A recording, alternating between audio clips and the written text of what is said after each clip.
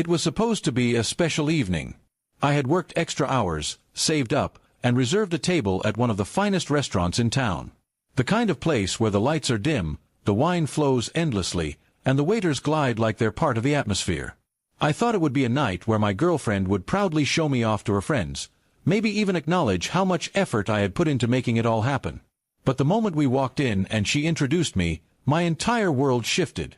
Her friends looked at me, curious, as she smiled and said, "Oh, this is just my driver. He gives me rides sometimes." My smile froze, and the room tilted for a second. I had just paid for the reservation, dressed up in my best suit, and yet in front of her circle, I was reduced to nothing more than a man behind the wheel. The laughter around the table made it worse. It wasn't cruel, but it carried that sting of superiority that cut deeper than knives. I sat through the dinner in silence, trying to make sense of it. She didn't even glance at me with guilt or apology. She carried on as if I was invisible, talking about vacations, careers, and gossip, while I poured the wine and watched her bask in their admiration. Each word I swallowed burned like fire, but I stayed calm. I wasn't about to cause a scene. Revenge, I realized, would taste better cold. The entire night, she treated me like an accessory. If someone asked me a question, she cut me off. If I tried to join in, she redirected the conversation. By the time dessert arrived, I wasn't even angry anymore. I was calculating. The arrogance in her voice made it clear she didn't see me as her partner, only as someone she could use when convenient. And that was the moment I knew exactly what I would do. When the bill arrived, I excused myself, saying I needed to step outside for some air. I watched from the window as the waiter brought the leather folder to the table, expecting me to return and cover the cost. Her face went pale when she opened it and realized I hadn't left my card. For the first time that night, she stuttered. Her friends glanced at her in confusion.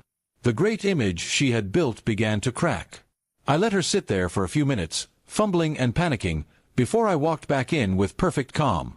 The waiter asked politely if everything was all right, and she whispered something about me handling it. That's when I smiled and spoke clearly. "Oh, I'm just the driver." "She told you all that, right? I'm not paying for this." The look on her face was priceless. Shock, embarrassment, and fury all tangled together. Her friends stared at her, realizing she had lied, or at least twisted the truth. The silence at the table was deafening. One of them even muttered, "Wait, didn't he make the reservation?" She had no answer. The pride she had carried all evening evaporated in seconds. I leaned back in my chair, watching her squirm, and for the first time that night, I felt in control. The waiter, sensing the tension, cleared his throat and waited for someone to resolve the bill. Her friends looked at her expectantly, but none offered to pitch in.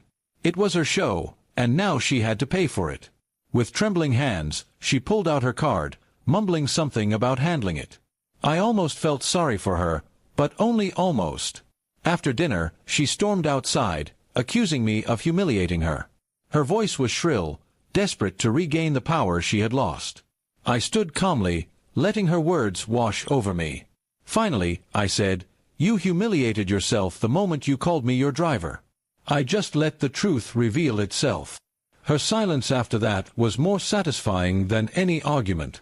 The ride home was icy. She sat in the passenger seat, arms crossed, while I drove without a word.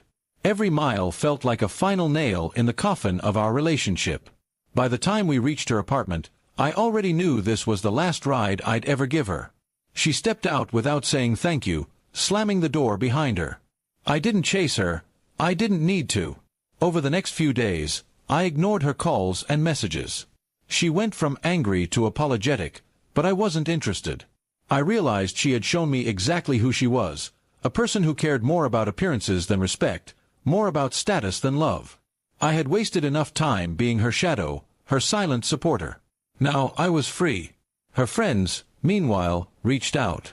A couple of them actually apologized for laughing that night, saying they hadn't realized how much I had done for her. One even admitted, "Honestly, you deserve someone who's proud to stand beside you, not someone who hides you." Those words stuck with me, healing wounds I didn't know I had. Revenge wasn't just about that moment at the restaurant. It was about walking away with dignity. She had tried to shrink me into the role of a servant, but in the end, she exposed herself as the shallow one. My silence, my patience, and my refusal to fight on her terms had turned the tables completely. I learned something powerful that night. Respect is not begged for, it's demanded through action. By leaving her behind, I didn't just get revenge, I reclaimed my self-worth. She may have paid the bill, but I walked away with something far more valuable. My pride, intact and untouchable. And in the quiet of that victory, I smiled.